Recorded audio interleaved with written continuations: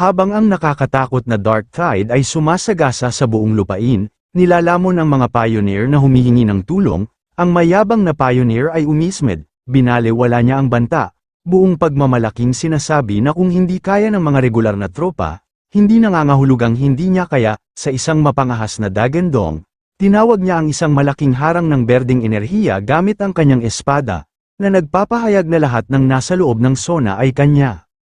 Pagkatapos ay sumugod siya ng walang ingat sa gitna ng umiikot na pula at itim na bagyo. Ang kanyang kumpiyansa ay agad na nasira, sa sandaling pumasok siya sa tide, natakpan siya ng nakakasakal na madilim na galami nito. Napagtanto niya nang may pagkasindak na ang mga halimaw sa loob ay mas malakas kaysa sa kanyang naisip, higit pa sa A-level o kahit S-level, puno ng takot, alam niyang hindi niya hahayaang mahuli siya, ngunit huli na ang lahat. Siya at maraming iba pang mga pioneer ay nilamon ng napakalaking kadiliman, ang kanilang mga hiyawan ay umaalingaw-ngaw habang hinihila sila sa kailaliman, mula sa isang ligtas na distansya, pinanood ng grupo ni Fang Yi ang nakapangingilabot na tanawin, ang pulang buhok na pinuno, si Shaken, ay nag-iisip kung patay na ba ang iba at kung mayroon silang anumang pagkakataong makatakas. Tinanong ni Lin Yi kay Su Qingying na ipaliwanag kung ano ang Dark Tide. Madilim na inilarawan nito ni Su Qingying bilang ang sukdulang anyo ng Dark Attribute, isang tide ng purong katiwalian na kumakain ng lahat sa daanan nito. Kasama na ang iba pang mga halimaw, naguguluhan at natatakot siya. Ipinapaliwanag na ang kanilang misyon ay dapat na planado upang maiwasan ang Day of the Tide, at natatakot siya na ang lahat ng mga pioneer na nauna ay wala na ngayon. Naalala ni Lin Yi na narinig ang tungkol sa Dark Tide sa mga Pioneer Forum, kung saan ito ay inilarawan bilang isang puwersa na maaaring sumire sa isang buong lungsod. Natatakot, hinimok niya ang kanyang pinsan na umatras habang may oras pa sila, gayunpaman, nanatiling kalmado si Fang Yi. Sinabi niya sa lahat na huwag magpanik at lumikha ng isang malaking proteksyon na harang ng gininto ang enerhiya, na pumutok na may asul na kidlat, sa paligid ng buong grupo. Ipinaliwanag niya na ang espiritual na kalasag na ito ay isang natural na panlaban sa Dark Attribute at sinabi sa kanila na, kung kinakailangan, maaari nilang pagsamahin ang kanilang mga kapangyarihan upang panatilihin ang harang at makaligtas sa epekto ng tide. Nagulat si Su Qingying sa kanyang plano, nagtatanong kung ano ang kanyang gagawin.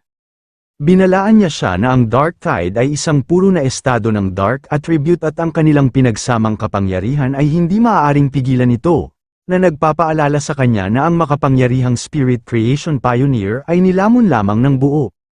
Hindi na bahala si Fang Yi, na ang kanyang espada ay sumabog sa ginintoang apoy at ang kanyang kabilang kamay ay nag-spark ng asul na kidlat, buong kumpiyansa niyang ipinahayag na pupunta siya at sisirain ito. Bago pa man makapag-react ang sinuman, lumundag siya pasulong, naging isang guhit ng purong apoy at kidlat na bumaril diretso patungo sa malaking alon ng kadiliman.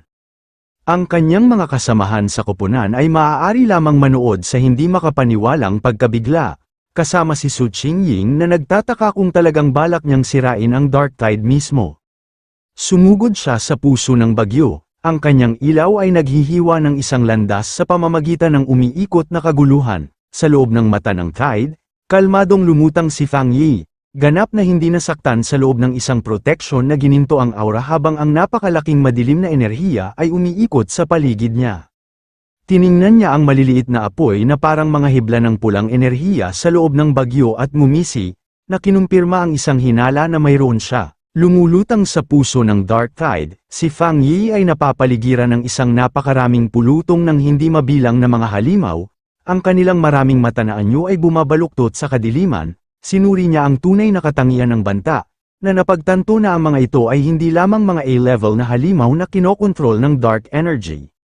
Sa halip, sila ay mga upgraded composite, pinagsama at nag-evolve na bersyon ng hindi mabilang na mas maliliit na halimaw. Naunawaan niya na ang tide ay isang buhay na incubator, patuloy na nagpapalaki ng mga nilalang nito mula B-level hanggang A-level at pagkatapos ay sa S-level, ang buong kaganapan, pagtatapos niya, ay hindi bababa sa isang SSS level na banta, na nagpapaliwanag kung bakit madali nitong makakain kahit ang mga makapangyarihang Spirit Creation Realm Pioneer. Isang halimaw ang sumugod kay Fang Yi, ang kanyang mga mata ay nagliyab sa ginintoang apoy, at sa isang solong makapangyarihang hiwa ng kanyang nagliliyab na espada, Pinakawalan niya ang kanyang Crimson Flame Blade technique, madaling sinisira ang A-level composite beast. Naisip niya ang kanyang hindi kapani-paniwalang paglaki, ang kombinasyon ng kanyang bagong Spirit Creation Realm Power at ang kanyang Skyfire Enhanced na espada ay nagpahintulot sa kanya na agad na pumatay ng isang nilalang na dati ay magiging isang mahirap na laban.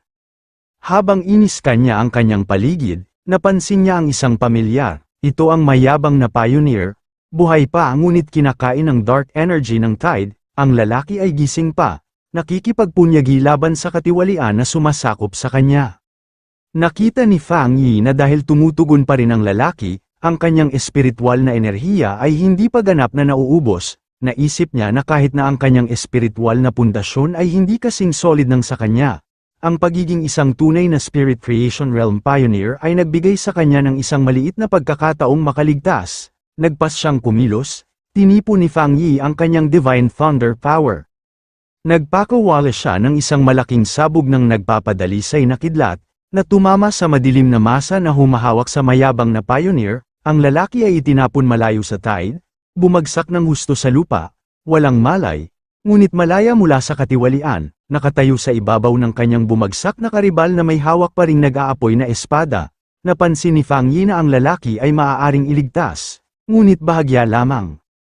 Ang kanyang tagumpay ay hindi nagtagal, ang madilim na enerhiya sa paligid niya ay nagsimulang bumaluktot at magsama-sama, at ang mga halimaw na kanyang sinira ay nagsimulang magbagong anyo sa harap ng kanyang mga mata. Pinanood niya habang ang isang malaki, maraming mata na nilalang ay muling nabuo mula sa kadiliman, na napagtanto ng may madilim na katiyakan na ang Tide ay maaaring walang katapusang magparami ng mga minions nito. Nagtataka siya kung ang nakakatakot na regenerative power na ito ay ang espesyal na katangian ng mga halimaw na higit sa S-level, nakaharap sa walang katapusang regenerating na pulutong. Nagpa siya si Fang Yi sa isang bago, mas mapanganib na plano. Sa isang kumpiyansa ng ngisi, iminungkahi niyang subukan ang isang bagay na iba. Sadyang ibinaba niya ang kanyang protection na espiritual na energy aura, na iniiwan ang kanyang sarili na ganap na nakalantad sa buo. Napakalaking kapangyarihan ng Dark Tide. Sa sandaling hindi siya protektado, ang kanyang sistema ay nag-activate, na nakakita ng matinding Dark Attribute. Gayunpaman, mabilis itong nag-ulat ng pagkabigo. Ang kapangyarihan ng attribute ay masyadong espesyal at hindi maaaring kunin sa oras na ito. Nadismaya si Fang Yi, ngunit hindi ganap na nagulat, napagtanto niya na kahit na pagkatapos maabot ang Spirit Creation Realm, ang Dark Attribute ay lampas pa rin sa kanyang abot, na kinukumpirma na ito ay panimula na naiiba at mas komplikado kaysa sa anumang iba pang kapangyarihan na kanyang hinarap. Sa pagkaubos ng kanyang mga opsyon, isang determinadong ngiti ang lumitaw sa kanyang mukha, napagpasyahan niya na dahil hindi niya maaaring sirain ang Tide o makuha ang kapangyarihan nito, kailangan niyang humanap ng ibang paraan upang harapin ito. Habang papalapit muli ang mga halimaw, ikinalungkot niya sandali na hindi niya dinala ang kanyang maliit na puting bulaklak, ang Desolation Flower.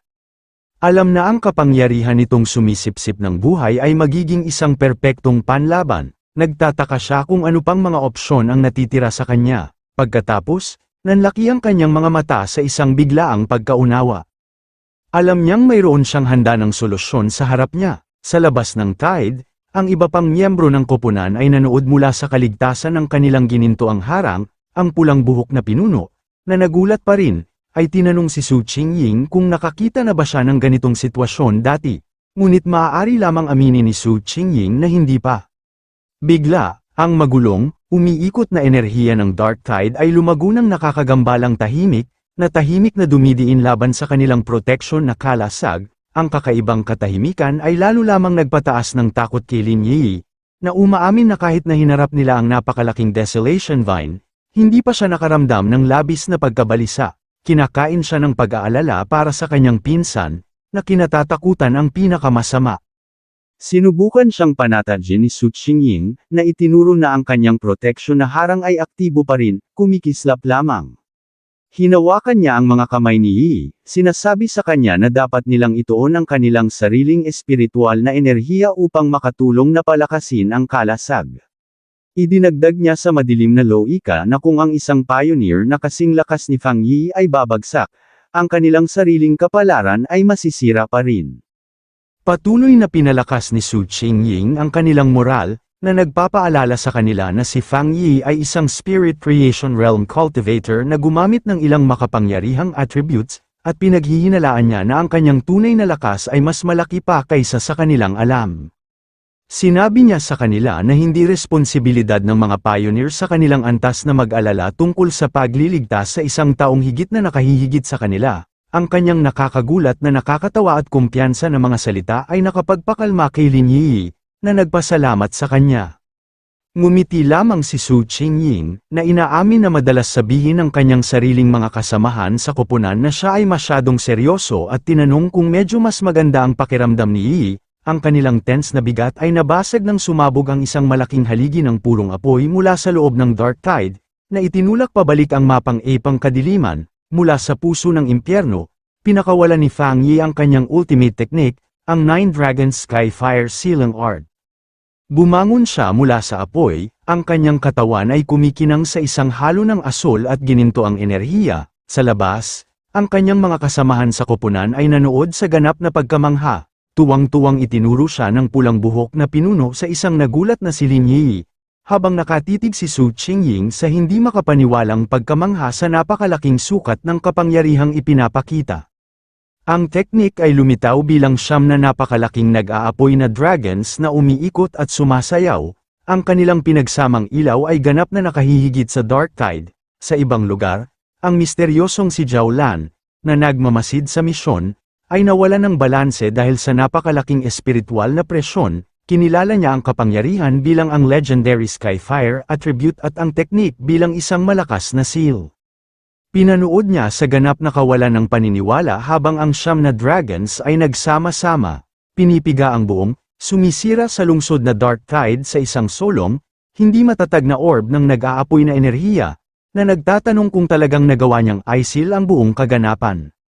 Ngunit hindi pa tapos si Fang Yi. Matapos mapigilan ang tide, tinipon niya ang kanyang Divine Thunder Power sa kanyang mga kamay, na pinakawalan nito sa isang malaking vortex ng pumutok na asul na enerhiya na umiikot sa paligid ng selyadong nag-aapoy na sphere. Sa isang malakas na dagendong, tinawag niya ang pangalan ng kanyang pinagsamang teknik, ang Nine Dragons Edict. Ang dalawang napakalaking kapangyarihan ng apoy at kulog ay nagbanggaan, na lumikha ng isang malaking pagsabog na yumanig sa mismong pundasyon ng Extreme Dark Zone. Sa isang panghuling, mapagpasyang utos na i-seal, pinagsama ni Fang Yi ang kanyang mga kamay, na pinipilit ang magulong enerhiya na bumagsak sa sarili nito.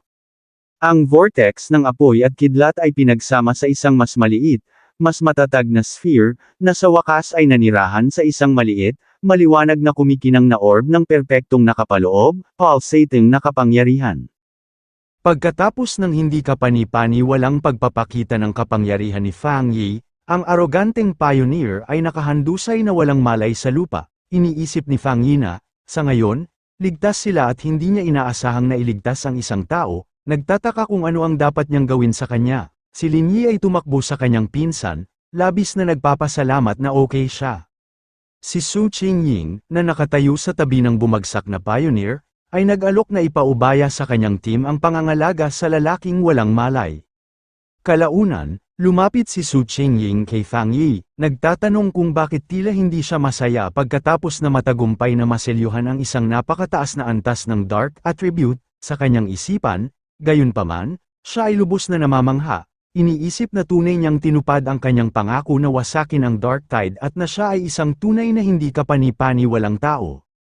Ipinaliwanag ni Fang Yi sa grupo na dapat silang kumilos ng mabilis. Sinabi niya na ang selyo na ginamit niya ay pansamantala lamang at ang napakalaking enerhiya ng Dark Attribute sa lugar ay malakas pa rin. Dapat silang magmadali upang hanapin ang Shizai Flower bago mawala ang selyo. Naiintindihan ni Su Qingying at kinumpirma na ibabalik ng kanyang team ang lalaki sa association para sa paggamot habang kinakarga ng kanyang mga kasamahan ang walang malay na pioneer sa kanilang mga balikat. Huminto ang grupo sa isang bangin, tumitingin sa walang laman na tanawin, napagtanto ni Su Qingying na wala sa ibang mga pioneer na nauna ang nakalabas.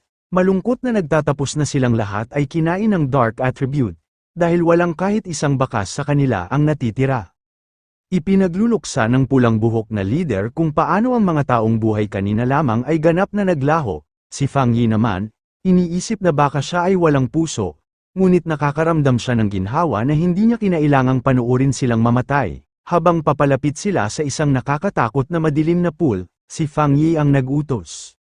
Sinabi niya kay Lin Yi at sa iba pa na sumulong kasama ang team ni Su Qingying, na ipinapaliwanag na ang pool na ito ay ang pinakamapanganib na bagay ngayon at mas mabuti para sa kanya na manatili upang protektahan sila. Sumang-ayon ang grupo at sumulong, nang maiwan siyang mag-isa na nakatayo sa isang mabatong gilid, isang system window ang lumitaw sa harap ni Fang Yi, na nagsasabi sa kanya na nakita nito ang isang bago at malakas na pagbabago ng Dark Attribute.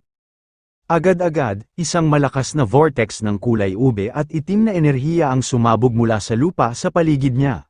Kinumpirma ng system na matagumpay ang pagkakita at inanunsyo na ina-activate nito ang kanyang ultimate computing power upang simulan ang pagsulat ng isang bagong teknik. Itinaas si Fang Yi sa hangin, ang kanyang mga braso ay nakaunat, habang ang malalaking haligi ng purong madilim na enerhiya ay tumataas sa paligid niya. Idineklara ng system na matagumpay ang proseso ng pagsulat, at ang mga mata ni Fang Yi ay biglang bumukas. Ngayon ay nagliliwanag na may isang nagbabantang kulay ube na puno ng esensya ng kapangyarihan na kanyang pinagkadalubhasaan. Kinumpirma ng isang system window ang kanyang bagong pagtatamo. Nakuha niya ang Dark Attribute Technique, ang Limitless Dark World. Ipinaliwanag ng system na ang kakayahang ito ay nagpapahintulot sa kanya na lumikha ng isang selyadong espasyo ng madilim na ulap, sa loob kung saan ang espiritual na enerhiya ay labis na hamina. Iniisip ni Fang Yi ang kanyang bagong kapangyarihan, kinikilala ang Dark World bilang isang espesyal na domain na maaari niyang kontrolin, naiintindihan niya ang malaking estratehikong kalamangan na ibinibigay nito sa kanya. Ang corrosive effect ng kanyang bagong kapangyarihan ay magpapadaloy sa espiritual na enerhiya ng kanyang mga kaaway at pababagilan ang kanilang kakayahang punan nito. Iniisip niya ang kanyang sarili na tumataas sa ibabaw ng isang dagat ng desperadong mga kamay. Napagtanto niya na kung pagsasamahin niya ang bagong nakakapanghinang epekto na ito sa kanyang iba pang malalakas na katangian, siya ay magiging mas kahanga-hanga, na may kumpiyansang nagtatapos na maaari niyang wasakin kahit ang isang halimaw na mas kakaiba at mas malakas kaysa sa Dark Tide mismo kung ito ay dumating. Habang hamupa ang huling bahagi ng kulay ube na enerhiya, si Su Qingying, na hindi pa rin makapaniwala, ay nagtanong kay Fang Yi kung nararamdaman niya ang madilim na ulap na muling nabubuo sa kanilang paligid. Lumaki ang kanyang mga mata sa pagkabigla habang ganap niyang naproseso ang napakalaking espiritual na pagbabago na kanyang nararamdaman. Tinitigan niya habang napapaligiran si Fang Yi ng natitirang enerhiya, nagtataka kung paano siya posibleng nagkakaroon ng isa pang breakthrough nang wala ang karaniwang malalaking palatandaan tulad ng pagbabago sa langit at lupa. Ang pagkaunawa ay tumama sa kanya nang may nakamamanghang puwersa. Hindi lamang niya selyuhan ang S-Class Dark Tide, sinipsip niya ang kapangyarihan nito. Nakita niya ang ideya na katawa-tawa at hindi kapanipaniwala, sa mga unang araw ng espiritual na pagbabagong buhay, alam ng lahat ng pioneer na ang Dark Attribute ang pinaka-nakakatakot na kapangyarihan, na isinilang mula sa kolektibong negatibong emosyon at malalim na kasamaan ng lahat ng nabubuhay na bagay. Dahil dito, ang pagsipsip ng kapangyarihan nito ay mahigpit na ipinagbabawal ng gobyerno. Ipinakita ng isang flashback ang isang nabigong opisyal na eksperimento kung saan sinubukan ng mga mananaliksik na linisin ang nagbayad ng masakit na presyo, na humantong sa pagkaklasipika nito bilang isang kakaibang mapanganib na halimaw. Ang kapangyarihan ng mga madilim na halimaw na ito ay maaaring mula D hanggang S-Class, ngunit kahit na ang pinakamahina ay maaaring malampasan ang mga unang pioneer, lalo na ang ganap na S-Class na banta ng Dark Tide, na maaaring kumain kahit mga Spirit Creation Realm Cultivator ng madali. Ibinunyag ng isa pang flashback ang kapalaran ng isang 3-star Ghost Axe Pioneer na, bago ang pagbabawal, ay sinubukang sipsipin ng enerhiya mula sa isang sea-level monster lamang, siya ay nabaliw sa pamamagitan ng backlash, nagdurusa mula sa pagkabulok ng balat at isang mental collapse, at nananatili sa isang psychiatric hospital hanggang sa araw na ito. Bumalik sa kasalukuyan, ang magulong madilim na enerhiya ay bumabalik kay Fang Yi habang siya ay nagbubuntong hininga. Kalmado niyang tinawag sa walang laman at maulap na tanawin, na nagsasabi na kung sino man ang nanonood sa kanila sa loob ng mahabang panahon ay maaaring lumabas na ngayon. Ang kanyang pulang mga mata ay sinusuri ang lugar na may matalas at may kaalamang titig. Mula sa ulap, Lumitaw si Zhao Lan. Kinumpirma niya na kung hindi siya nagkakamali, si Fang Yi ang siyang nag-iisang nagselyo sa Dark Tide. Si Su Qingying ay natigilan sa kanyang biglaang paglitaw. Hininggol ang kanyang pangalan sa kawalan ng paniniwala. Lumutang si Zhao Lan, lumapag sa harap ni Fang Yi at nagtatanong kung ano ang ginagawa niya kanina. Partikular na nagtatanong kung sinisip-sip niya ang Dark Attribute. Kalmadong kinumpirma ni Fang Yi na ginagawa niya nga. Ang direktang misyon ay nagpadala ng isa pang alon ng pagkabigla kay Su Qingying. Sa isang mabilis at nakakagulat na galaw, bumunot si Zhao Lan ng isang pistol at itinutok ito ng direkta sa ulo ni Fang Yi. Sinigaw ng pulang buhok na leader ang pangalan ni Zhao Lan, hinihingi na malaman kung ano ang ginagawa niya. Habang siya at ang natakot na si Lin Yi ay maaari lamang manood sa pagkalito at takot, agad na kumilos si Su Qingying. Inilalagay ang kanyang sarili sa pagitan ni Zhao Lan at Fang Yi at hinaharangan ang baril gamit ang kanyang braso. Hinarap niya si Zhao Lan ng mariin, ipinapaalala sa kanya na kung natatandaan niya ng tama, si Fang Yi ang priority recruitment target ng militar. Pagkatapos ay hinamon niya si Zhao Lan, itinuturo na gusto rin siyang i-recruit ng association bago siya harangin ng militar, at hinihingi na malaman ang kahulugan ng pag-alit na aksyon na ito. Hindi pinapansin ang depensa ni Su Qingying. Kalmadong inilagay ni Fang Yi ang isang kamay sa kanyang balikat at direktang kinausap si Zhao Lan. Nakita niyang kakaiba. Nagtatanong kung hindi ba ang kanilang misyon ay hanapin ang Shizai Flower. Itinuro niya na habang tila sabik siyang tapusin ang misyon, tila napakalungkot din niya na hindi sila namatay doon, na natiling tahimik si Zhao Lan. Ang kanyang ekspresyon ay hindi mabasa habang patuloy niyang itinututok ang kanyang sandata. Ang liwanag ay kumikinang sa baril, ang pulang buhok na leader. Gayunpaman, ay hindi gaanong kalmado. Sumabog siya sa galit, sinisigawan si Zhao Lan. Ipinapaalala niya sa kanya na ang kanilang squad ay palaging nagtitiwala sa kanya. At galit na galit niyang tinatanong kung bakit hindi nakialam si Zhao Lan nung nahaharap sila sa Dark Tide. Ipinahayag niya na kung wala si Fang Yi, sila sana ay napahamak. Itinuturo na si Yi ay bata pa lamang. Inakusahan niya si Zhao Lan na nanunood lamang. Para lamang ngayon ay pagbantaan ang mismong taong nagligtas sa kanila. Biglang ibinaba ni Zhao Lan ang kanyang sandata, isang ngisi ang naglalaro sa kanyang mga labi. Binaliwala niya ang buong paghaharap bilang isang biro, na sinasabi na si Fang Yi ay tila gustong-gusto ng kanyang mga kasamahan sa team. Pagkatapos ay binati niya siya, na inanunsyo na pumasa siya sa pagsubok. Ang biglaang pagbabago ay nag-iwan sa pulang buhok na leader at Su Qingying na ganap na nalilito sa kanyang mga salita. Si Fang Yi, gayunpaman, ay agad na nakaintindi. Tinanong niya kung ang kanyang tunay na layunin ay subukan siya. Kinumpirma ni Zhao Lan ang kanyang hinala, na ipinapaliwanag na dahil sa kanyang hindi kapani-pani walang talento at lakas, hindi niya gustong umasa sa malamig at impersonal na data. Sa halip, gusto niyang makita para sa kanyang sarili kung anong uri ng tao talaga siya. Pagkatapos ay bumaling siya upang tugunan ang naunang akusasyon ng pulang buhok na leader. Ipinaliwanag niya na hindi siya nakialam dahil dapat sundin ng mga pioneer ang mahigpit na patakaran ng bagong mundong ito. Sinabi niya na ito ang kanilang pinagsamang kapalaran, isang buhay kung saan ang kapalaran at sakuna ay maaaring magbago sa isang iglap. Gayunpaman, sinabi niya sa kanila na maswerte sila na may isang mapagkakatiwalaan at makapangyarihang tao na nagpoprotekta sa kanila. Tinanong niya kung napansin nila na walang ibang mga halimaw ang nang-ahas na umatake sa kanila mula nang matalo ang Tide, na ipinapaliwanag na ang mga nilalang ay natatakot sa kapangyarihan na ipinakita ni Fang Yi. Tumitingin si Fang Yi na may isang mapanglo na ekspresyon, sumasang-ayon sa kanyang pagtatasa.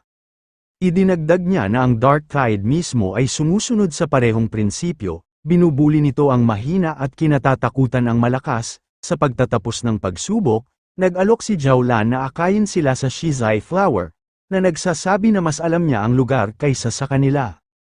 Habang sinusundan nila, bumulong si Su Qingying kay Fang Yi, na nagpapahayag ng kanyang pakiramdam na may mali sa pag-iisip ni Zhao Lan. Ibinunyag niya ang isang mahalagang impormasyon. Ang sariling squad ni Zhao Lan ay nakatagpo na noon ng Dark Tide, at siya lamang ang nakaligtas. Pinoproseso ni Fang Yi ang impormasyong ito, pinagsasama-sama ang isang malinaw na larawan ng kanyang sikolohiya, naiintindihan niya na ang kanyang ganap na pagsunod sa kanyang misyon at sa mga patakaran ay ginawa siyang malamig at hiwalay. ipinahihiwatig din niya na ang sakripisyo ng kanyang mga kasamahan sa team ay nag-iwan sa kanya ng isang uri ng post-traumatic, self-destructive tendency.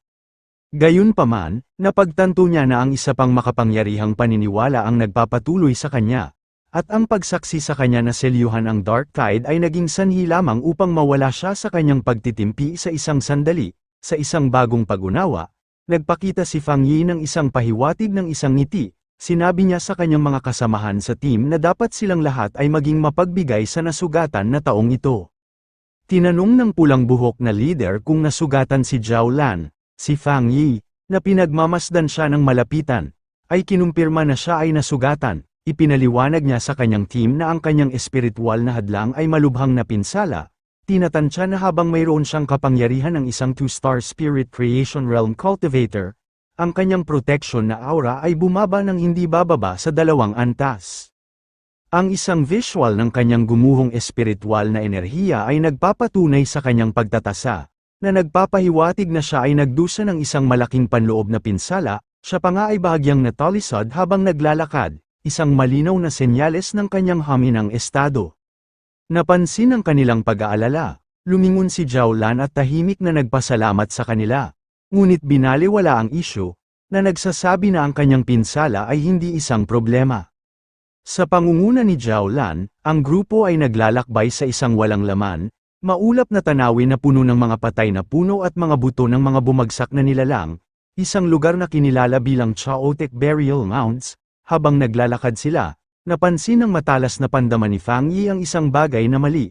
At nakita niya ang mga kalansay na labi ng isang bumagsak na pioneer na nakalibing sa lupa. Sa wakas, inanunsyo ni Zhao Lan na nakarating na sila sa kanilang patutunguhan. Sa harap nila, sa isang maliit na clearing, isang nag-iisang, magandang shizai flower ang nagliliwanag na may isang malambot at ethereal na kulay ube na liwanag. Habang nagsisimulang maglakad si Zhao Lan patungo sa bulaklak, pinagmamasdan siya ni Fang Yi, na nararamdaman na may mali. Ang kanyang hinala ay kinumpirma habang ang malupit, ang mga malilim na halimaw na may nagliliwanag na pulang mga mata ay sumabog mula sa lupa, na pumapalibot sa bulaklak na parang binabantayan nito. Ang biglaang paglitaw ng mga halimaw ay hindi huminto kay Zhao Lan. Sa halip, ang kanyang ekspresyon ay naging isa sa matindi at nakakabalisa na obsession. Inilahad niya ang isang kamay, na bumubulong na sa wakas ay nakikita niya itong muli. Ang kanyang mukha ay naliliman, na parang siya ay nasa isang trance. Ang ekspresyon ni Fang Yi ay naging seryoso at kagyat habang napagtanto niya ang agarang panganib, na alam na wala siya sa kanyang tamang pag-iisip. Agad na kumilos, bumuo siya ng isang bowl ang gintong pulang apoy sa kanyang kamay, sumisigaw ng isang utos upang gisingin ang kanyang espiritu. Pagkatapos ay inihagis niya ang bowl ang apoy ng direkta patungo sa nakatrang Zhao Lan, na naglalayong gisingin siya mula sa kanyang mapanganib na estado.